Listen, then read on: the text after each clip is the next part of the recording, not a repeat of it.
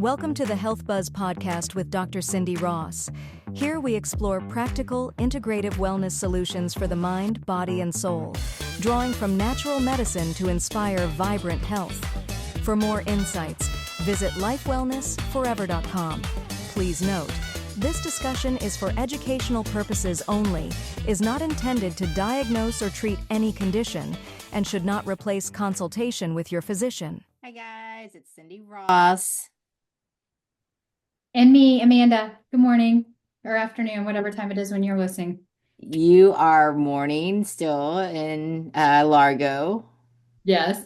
Yeah, it's still But morning. someone may listen in the afternoon, so good That's true. afternoon. By the time that I get this edited, actually, I'll probably be pretty fast on this today. But usually by the time I get it edited, it's always the afternoon. So you get the best version of us usually probably in the morning, I would say. Yes? Yeah. Yeah, Yes, for sure me. definitely. So you were telling me you got my book. Okay. So Cindy sent me this book and I love her so much. And I just had to read. I just got it this morning because it must have made it to my mailbox last night. And Greg brought it in and we got your card too. And he said, "Is that their Christmas card?" Because, he doesn't know you guys.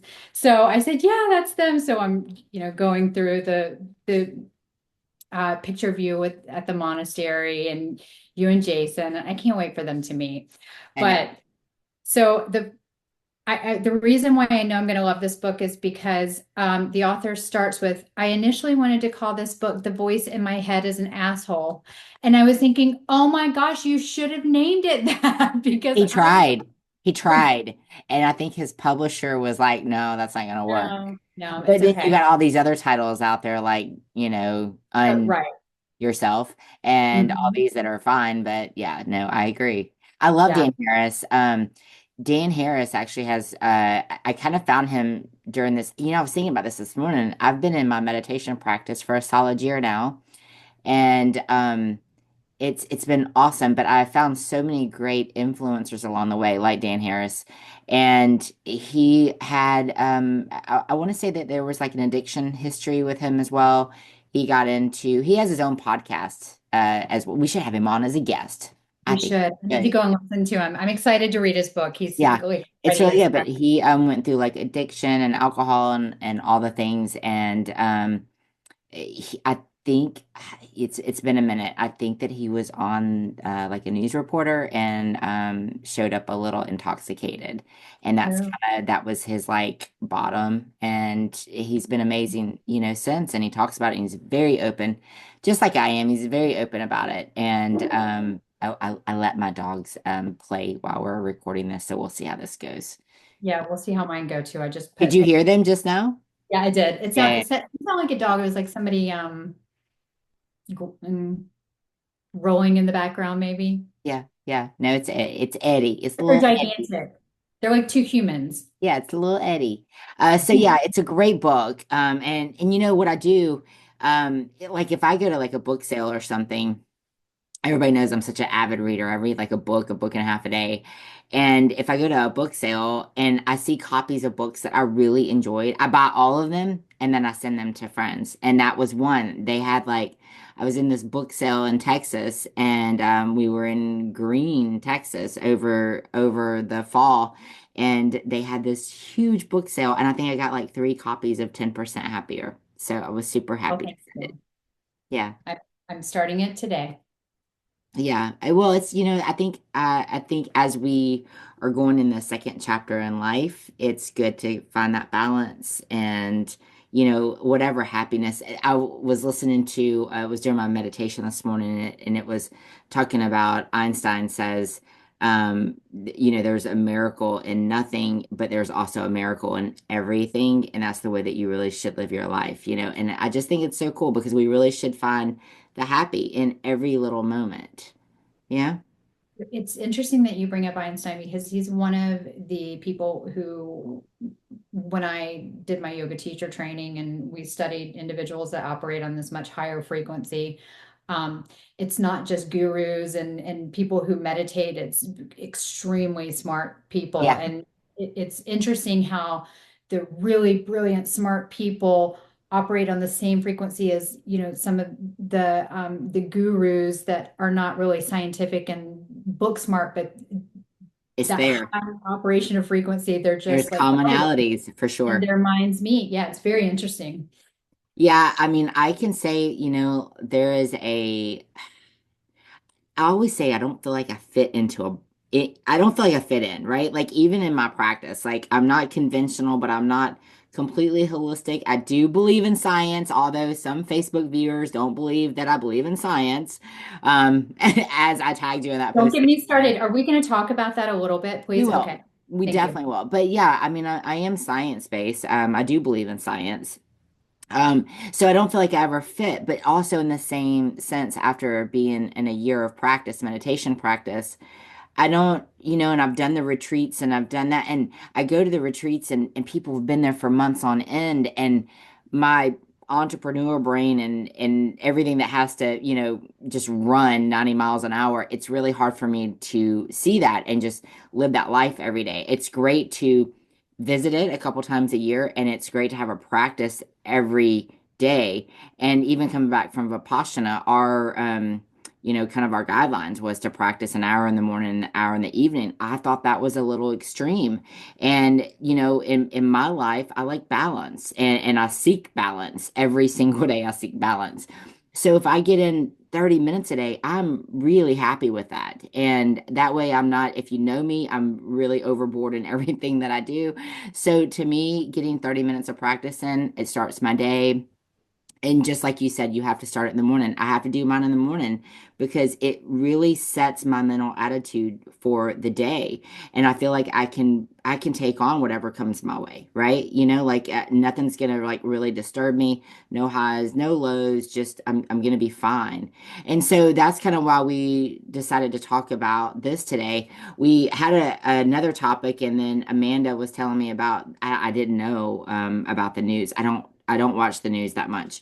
So, especially national news, I try not to watch it. But there was a shooting. So, let's talk about that a little bit. So, it's really hard for me to talk about this without getting emotional. There was a school shooting yesterday, um, small private school. Private I'm not sure school? what just happened. Are you still there? I am. Okay. My phone started ringing. I need to put this on private. Sorry about I that. just had to do that. So, school shooting, approximately, I think I want to say a little under 500 kids, K through 12 school. And the shooter was Where a where was the school, 15, Amanda? I want to You know, say and Wisconsin. I'm Is gonna it? look it up. So it was a private school. Yeah, so I'm like you. I don't watch a lot of news. I try to avoid it, but then in the morning, sometimes just to have some background music on or noise, I'll turn on the news, and that's when I heard about it and I texted you. Um, Madison, Wisconsin. yeah. So private school, um, private Christian school, under 500 kids, K through 12. The shooter was a 15-year-old female who was a student there. She shot up a study hall, killed a teacher and a student, and injured six others. And my child goes to a small, well, it's probably twice the size of that one, K through 12 private Christian school. And when this happened in Tennessee, I think it was last year, I just went through all the emotions of, okay, how can this happen in a private Christian school where parent involvement is supposed to be, very high, and generally it is. I know it definitely is at my school. Um, how does this happen, and how do we miss this? And you know, this child must have been showing some signs. And so that's why I texted you, mental health, mental health, mental health, especially this time of the year. People are just extremely stressed, and children, believe it or not, they're stressed.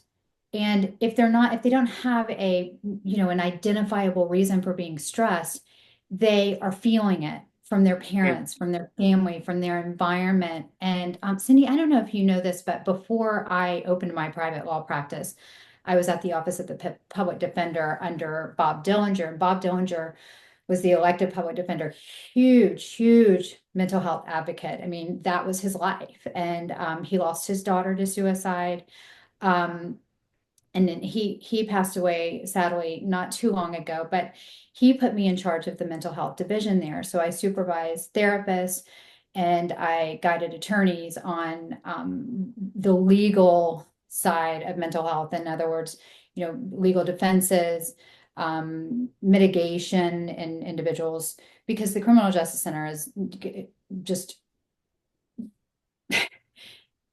I wouldn't throw out a percentage because I don't know and I haven't done the studies, but most people who commit crimes are mentally ill. And so, yeah, I mean, this is close to my heart. Cindy, I lost my mom to Yeah. suicide 6 years ago, and she was suffering. And sadly, depression doesn't always show its face on its face, but a lot of times we can get signs, especially from children. So that's why I'm very passionate. I think it's important to talk about. And, from a medical standpoint, what can we do? What can we look for? How So can we change this perception and start talking about it more? So I'm going to be super transparent for a second, and you don't know this, and no one knows this besides my mom, dad, brother, and other brother, but three of those are have already passed on. So my brother that's living and Jason are and of course the teacher that helped me through this. I'll give her a big shout out, Miss Jane Roberts. But before I met you in high school, in middle school. So third grade, mom and dad both got sick, both went into the hospital. And that's all I had known my entire life was sickness because my brother got sick when I was, I think, about a year old. So there was always like this anxiety in the house and panic. And then mom and dad started getting sick, and my brother was sick. And it was just constantly, there was illness. And then we started hitting financial issues, right? So we were getting everything repossessed. I think I moved like 13 times probably before I met you. And it was, dad would lose his job or he couldn't work because he was too sick. And then they both went into the hospital when I was in third grade, and we lived in a trailer, actually out there past Baker. And I was going to Baker Elementary School. Bless her soul. I had Miss Bloom. Do you remember Miss Bloom? Did you go to Baker Elementary? So I started there in elementary, but it was fifth grade. Yeah, okay, so you would have missed it. She was Please. a third grade teacher.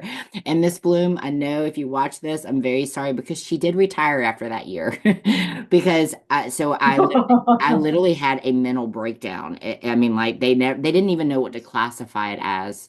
In But third grade, third grade, yeah, so like I remember that's like Kennedy's pulling age. pulling my hair out, and I would sit in the tub, and they would try to take me to school, and I was like, on the doors, like, you're not forcing me to go to school.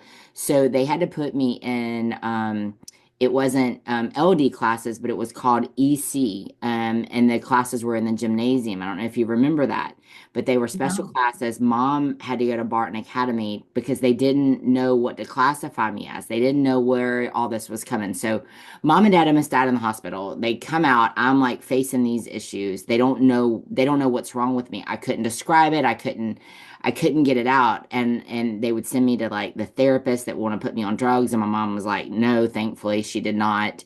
But it was a terrible, terrible time in my life. And I didn't, no one really knew what caused it. Like, had I been touched and this is something I really worked through at Vipassana because what is that, 40 years ago, literally like almost 40 years ago, that I have been like, why did I why did I have a mental breakdown when I was 8 years old?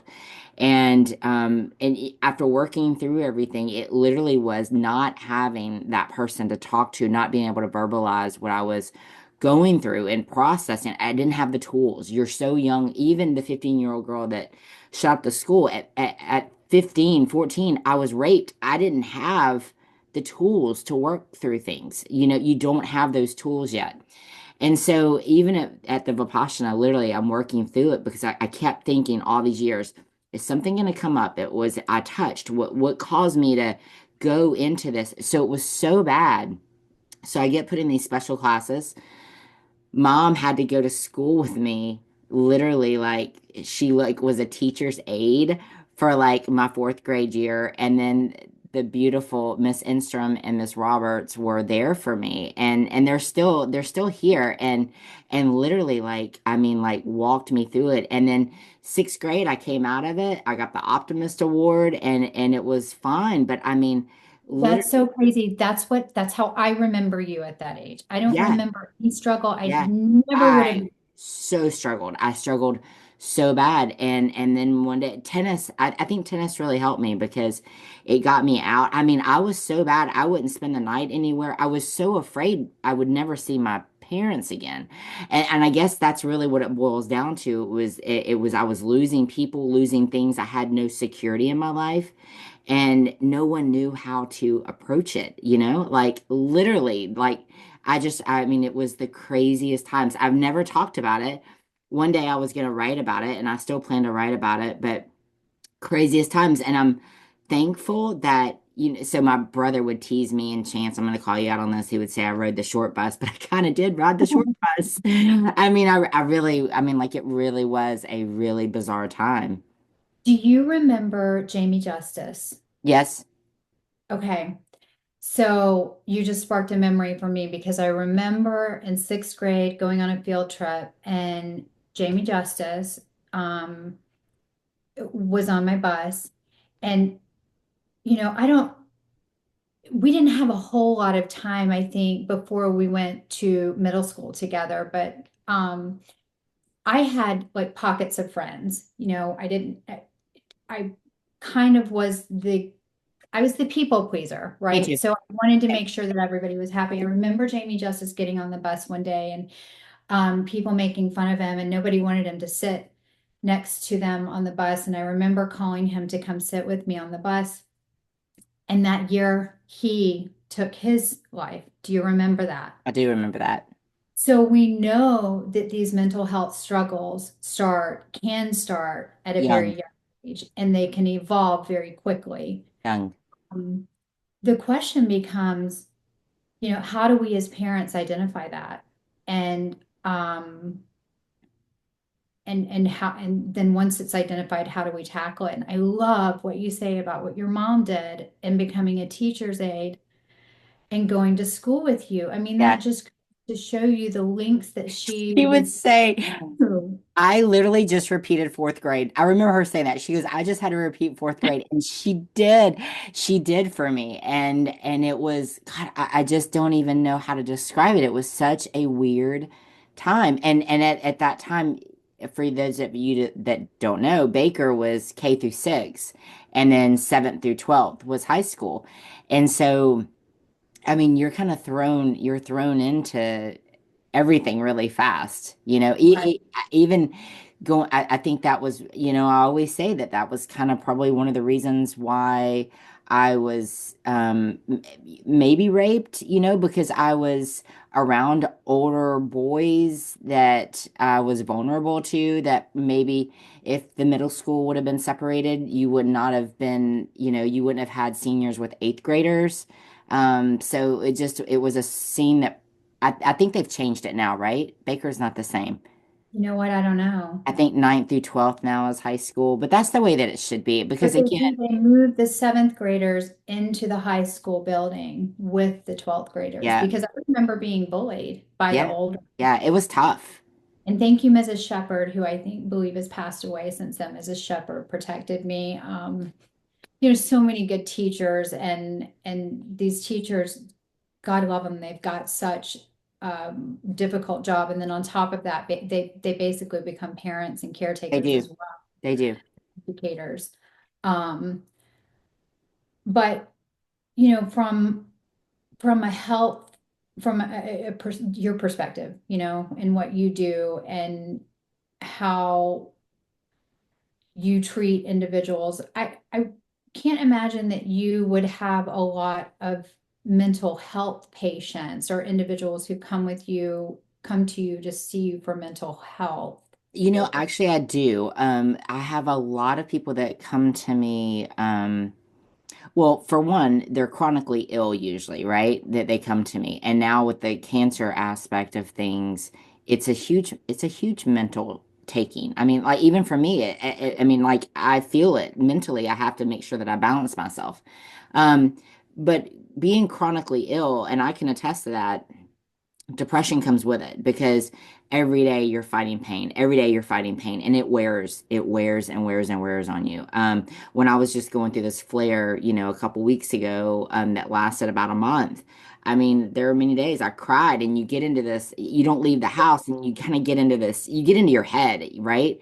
And so it's a mental aspect of things, and it's hard. Yeah, exactly, right? Naming that voice. Yeah. Yeah. Um, so it is, and then I have a lot of people that come to me over anxiety and panic attacks, and I think I don't want to get the statistic wrong. I think it's like 97% of panic attacks and anxiety comes from the gut because you get what's called hypochlorhydria, which is the low production of the good stomach acid. So therefore, you're not absorbing the nutrients, the dopamine, the serotonin to be able to get those levels high enough to balance chemicals in the brain. So therefore, you're having anxiety attacks. I've been there. I've been through all of it, and I always tell my patients like I am the guinea pig. I'm doing a fast right now as a yeah, really for my cancer patients to let them know that hey, we can reset the body. But I put myself through everything. I've gone through everything, and that's why I felt such a huge calling to go into functional medicine because there weren't answers when I was going through it. There was no answers. I mean, I can remember sitting at the therapist office.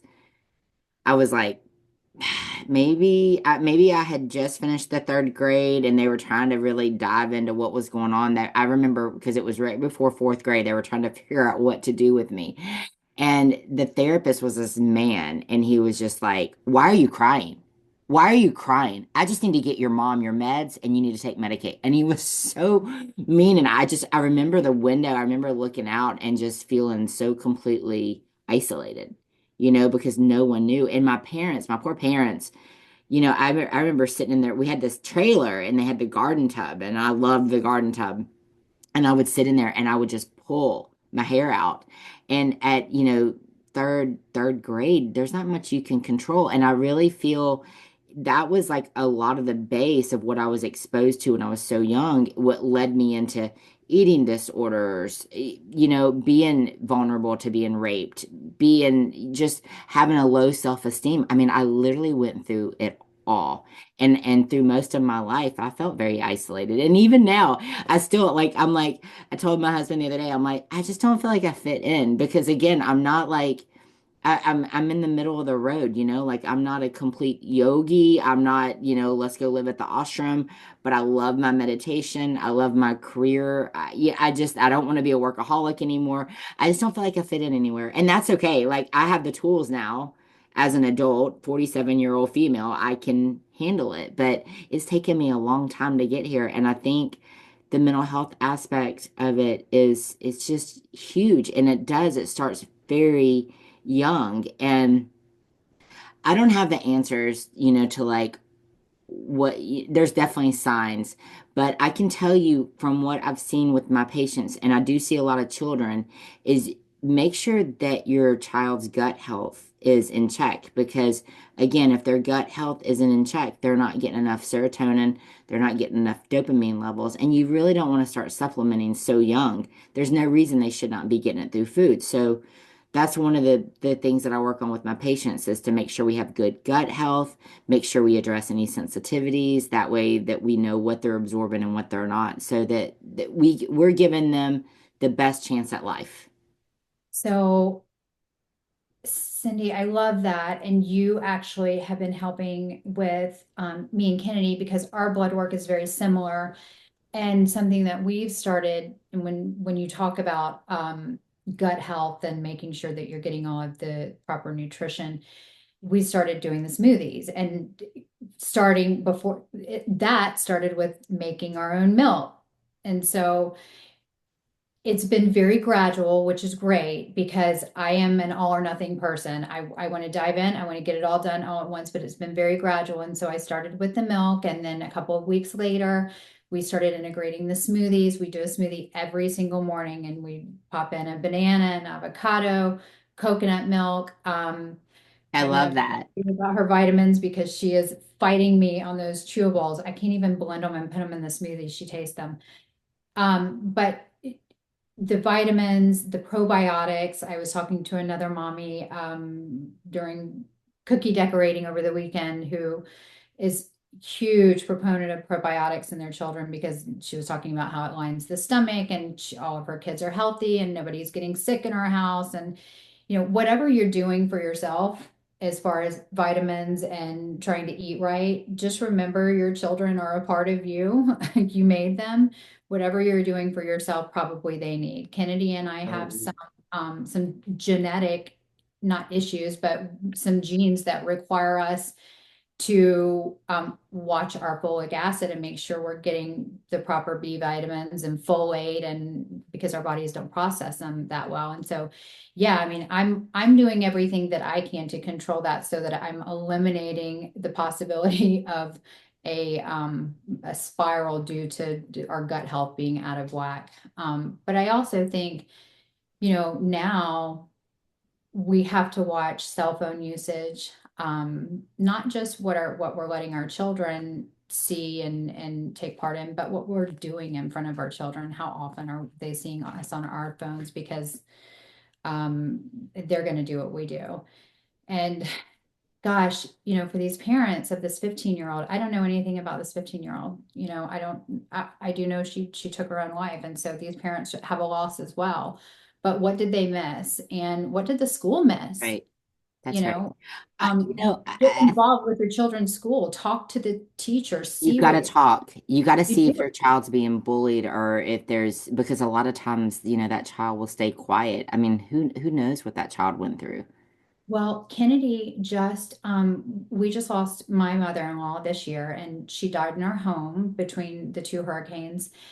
And Kennedy is the type of child that just bounces back, and she doesn't show a lot of down time. I mean, she's just very happy child. And Greg and I met with her teacher last week, and it was because we're concerned about some math, multiplication, division, like how can we help her at home? Nothing major, just, you know, we want a meeting because we want to know how we can help her at home so she's not stressing out about tests. And during that meeting, we found out that she frequently tells her teacher that she misses her grandma. She has said that once to me since grandma passed away in October. We never hear her talk about grandma, but she's telling her teacher for some reason that's her comfortable space. Maybe she doesn't want to upset mommy and daddy, but it's the communication that I think that's the bridge to knowledge. We have to know what our children are telling the teachers that they may not be telling us, and vice versa. That's right. That's right. And like you asked me like what are some signs, but what I can tell you that and you just sparked another memory for me. And I don't even know if you know this or not, but literally teach your children to be kind, right? Like kindness is everything.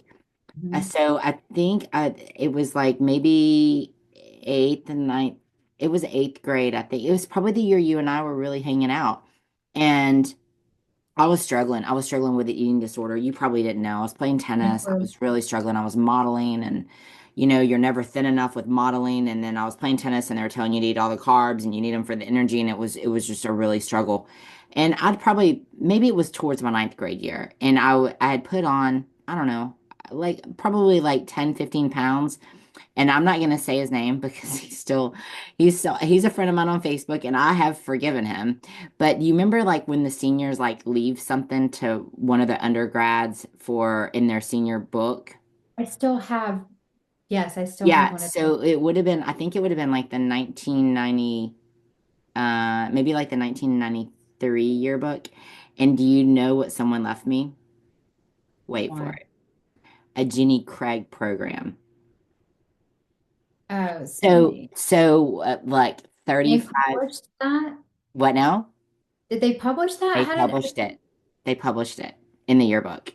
Yeah, so I'm just like, you know, so many things I can go back and I've mentioned this to Jason several times in our marriage, like this guy left this and I thought we were friends, but I and we were friends now. Like I have no issues with it, but it's just it's funny to me because I'm just like, it's made me reflect on it a few times as an adult, and I'm just like, wow, you could have been so much kinder. Like you don't know how something that you say today really affects someone. And like the girl that shot the school, you just don't even know what was going through her head. And at 15, not having the tools to process that. And I was about that age when he said that. But literally, like, why would you say that? Like we weren't even that close in high school, but you would say that to me. Yeah, and that's Does everybody probably, remember the Jenny Craig? yeah, it still exists, I do believe. Does it? Yeah, I haven't heard it in forever. But And it's I'm gonna just be gonna so say thank horrendous. you because I've been very successful for that because I've had all my demons. So I'm just gonna say thank you for saying that in the yearbook. You know who you are. You know, and to think about how people delivered messages like that back then and how different it is now. Those messages are instant now. There's Yeah, through text messages, through Facebook, through TikTok, through Instagram, and it can hit you from 10 different angles at one time. And so we have to prepare this next generation to grow up to be kind. You're absolutely right. And have to be kind. it is sometimes I always tell Kennedy, be kind. It is the easiest thing you can do. But that's It, it. it's so simple and so easy.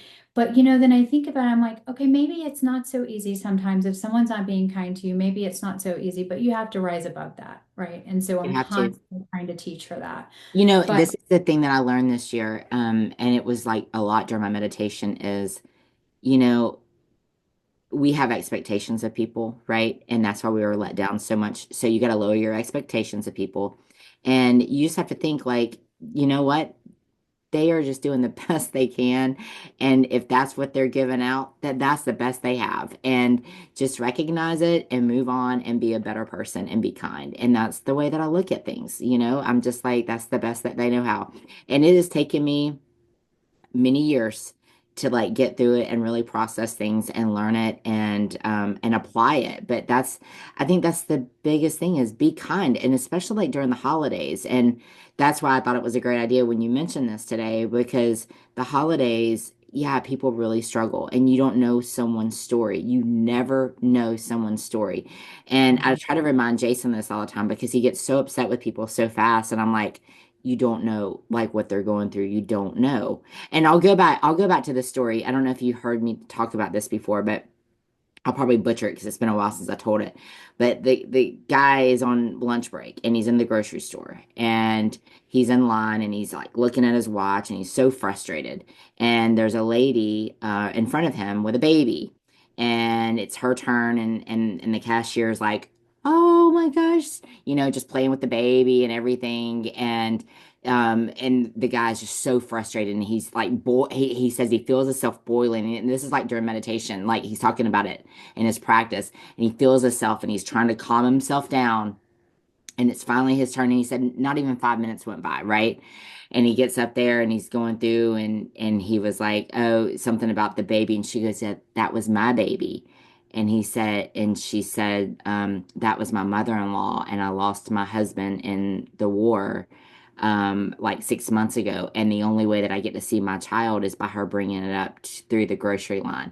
And he said he felt like this small. And so you just never know someone's story. So be patient and be kind. And it's the holiday season, and this is the biggest time for depression, and it's the winter and it's seasonal depression and it's all the things. So just be yeah, kind. and when you can, tiny acts of kindness go a long way. Yeah, You never know what effect that just simple act may have on that person and hundreds of people after that. So yeah, you're right. And some practical advice too. I will say I learned this from losing my mom to suicide. And then I think it carries over to children who are suffering and anyone who are suffering. I'm a gun owner. I am a proponent of our right to carry, and I don't get political about it. It's not something I advertise, but I will say this. If you see signs that a loved one or anyone, a friend, family member, teacher, I don't care who it is suffering or has, there's something off, say something. Because if that person is around a weapon in their home, it can become a weapon outside of their home. So, lock up your guns, parents, and don't have them around people who are suffering from a mental illness or a depression, because it is a quick and fatal act, using it, and you can't take it back. Yeah. And I think that my mom, had it not been a gun and some other method, perhaps it wouldn't have been so final, but it is final. And once that gun is used, it's can be deadly. And so, yeah, take your guns, lock up your guns. I don't know how this 15-year-old got a handgun, but she did a lot of damage with a handgun. Life saving measures were taken on some of these people who survived. And I'm sure that 15-year-old wasn't in a gun range practicing, leading up to this. If she was, that would be very surprising to me. So, yeah, put your weapons away. Parents, hide your alcohol, hide your medications, you It's know, true. Yeah, and and kids, if there are any children listening to this, parents, teach your children to say something, see something, say something. that's right. And we all have to kind of protect each other and get on the same page with this treatment of mental illness, because I tell you, if we don't, the criminal justice system is going to keep filling up the prisons. And we all know, I don't know a state in the United States who has a perfect mental health system. I mean, we just don't have the kind of treatment and follow up and bridge care that's needed, especially for people who are being released from the prisons. So yeah, it's a time where the sadness and the depression and the anxiety is heightened, and we I just will have to say work. this, and I don't know how you doing okay with the holidays? I mean, I know it's been a couple years since your mom. Yeah, no, I have I am doing really good. I'm doing really good. And, I think part of that is because I did a lot of work. I mean, when my mom passed, I did group therapy, I did individual therapy, I did some spiritual journeys, You have to. Yeah. and I continue to work at it. And one of the things that I've always kind of patted myself on the back for is I have a lot of insight into my own issues. And I don't know if that comes from working in the industry or what, but I am aware when I need to check myself. And I will very quickly tell my husband, look, I am down. I am not doing good. And thank God, he is my rock. I mean, he is on it. He says, rest, go take a walk, go do some yoga. And he knows that I need that for myself. I do not take any antidepressants. I'm a proponent of whatever you need to do for yourself. I don't say don't take them or take them. It's just whatever is best for you. That's right. Don't take them because there are side effects that I don't like. And so I feel like I'm better in the raw, because then I can kind of, treat myself with physical stuff, like yoga and meditation and exercise. But yeah, I mean, I'm doing really good. Good. I'm so glad. And that was one of the reasons that I decided to stop drinking. I found myself numbing out, and it was just easy for me to numb out all the years past traumas. I found myself numbing out, and I didn't know why until I really started digging deep, and I had to sit with it. I had to sit with it and do the work, just like you said, and I wanted to be coherent, and I wanted to be in the moment, and I knew that alcohol was just clouding. It was just making everything cloudy, and I didn't want to live that life anymore. Because people always ask me, why'd you stop drinking? I didn't know you had a problem. And I'm like, my problem versus what you think is a problem probably wasn't a problem, but it was a problem for me. It was a personal problem, Right. you know? And so, yeah, I just would say, make sure that you monitor yourself during the holidays. If you find yourself, drinking more than usual, ask yourself why. Find meditation. And this is something I tell all my patients, especially my cancer patients, because it does take a toll on your mental health being sick. And even if it's 5 minutes a day that you can squeeze in, even if it's just sitting in your car, take a 5 minute meditation break and just try to ground the central nervous system and calm it down. Get the cortisol Yeah. levels down. Yes. And that is great, Cindy, that you're reminding people of that, because so many people think about, oh, meditation, prayer, I just don't have time for it, or the day gets by them. It can be, 1 minute of just breathing. That's it. That's One it. minute of just breathing and saying thank you to, whoever. For me, it's thank you, God, for this breath. Yeah. Yeah. So, I like literally I wake up every single day and I'm like, thank you, God, for another 24 hours. And I think so much we just get up and we're running, running, running. And man, you just gotta take a minute, Like take a minute, calm down and just breathe. And it's gonna be fine. And something I learned in Vipassana, nothing's permanent, like the pain that I've been going through with my flare and the stress that I was under, it's not permanent. It's going to change. The good days are going to change. The bad days are going to change. Just enjoy it as it comes. how are you feeling, by the way, with your So much knee? better. Yeah, so much better. So I've been doing all the things, but I'm in this. So I started fasting about like I kept thinking, man, I felt my best when I was at Vipassana. Jason's like, it's because I wasn't there. And I'm like, no, that's not the reason. No, But Jason, it's not true. She but always things I know I literally was fasting 18-hour days and just really calming myself down. And so I decided to start fasting. And then I was speaking with, I'm gonna give her a shout out, Master Tran at the Kuan Yin Monastery. She was like, we're going to do this fast, December 16th, 17th, and 18th. And I was like, wow, a water fast. Okay, I can do this. And so I decided to do it. And I was like, what better time? Because I'm getting over this flare and health wise, like what I'm always telling my oncology patients, fasting, fasting, fasting, because it literally eats up the diseased tissue. And so again, I'm doing it because I want to see how well it resets my body. And I can tell you this, so many things have already changed. And I'm about almost 40, it's what, 8:40, I'm about 38 hours in, 40 hours in. My heart rate, and this is what happened at the Vipassana, it's already dropped like 24 points. My resting heart rate.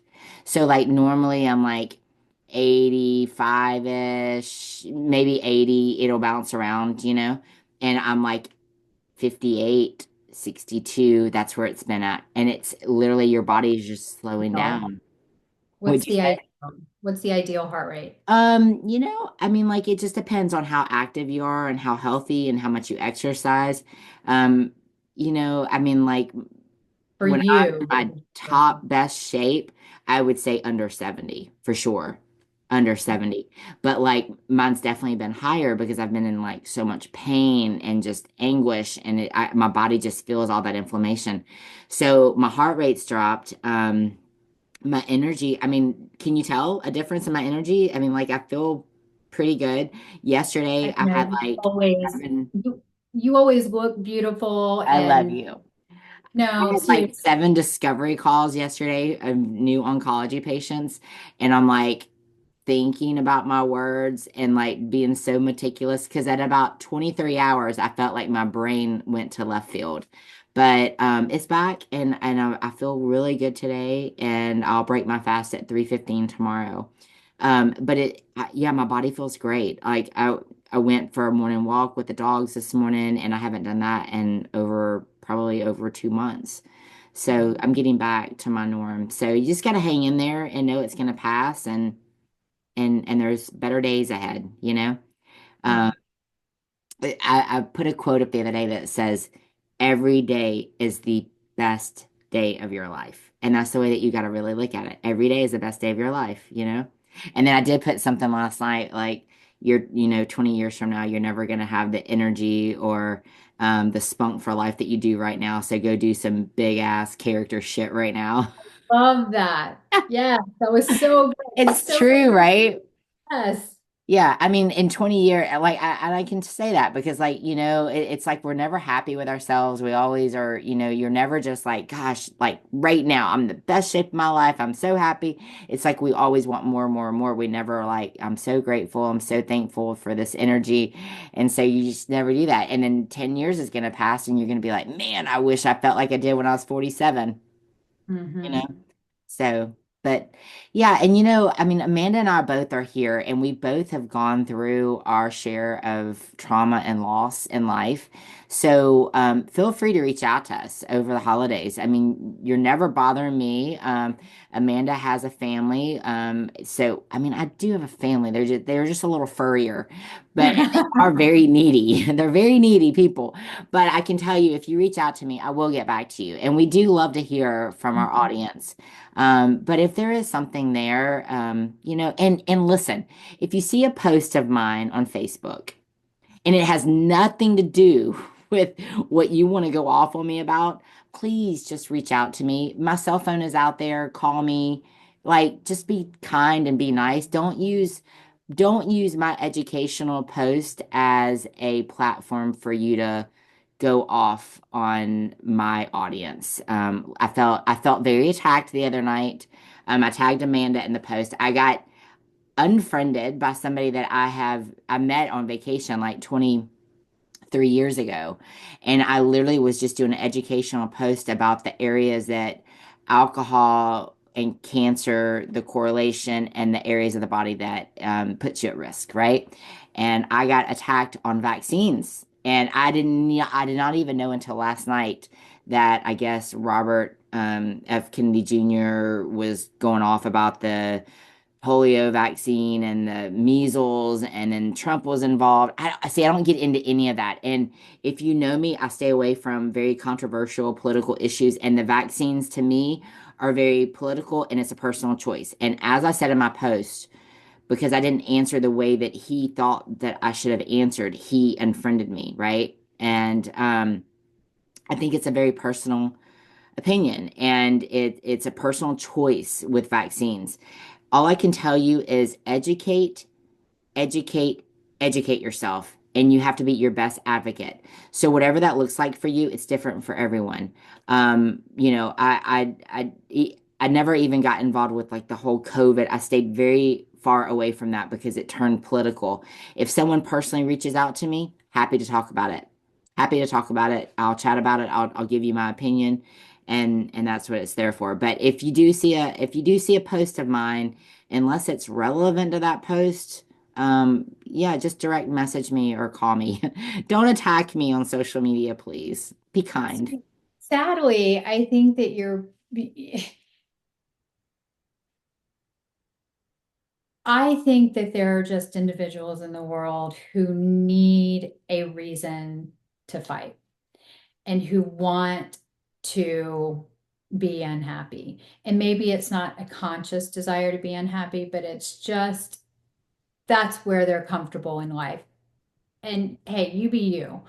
Um, then on the other end of the spectrum, there are those who, and I'm not suggesting this individual was, but there are individuals who, especially on social media, who are mentally ill, and they just are going to talk about things that are completely irrelevant to what you may be talking about, just for the sake of having a platform, That's right. like you said. So, wherever you fall on that spectrum, it's going to happen. I will say I love your responses, and I know that some of them kind of disappeared because he disappeared, but I love the way you handled that.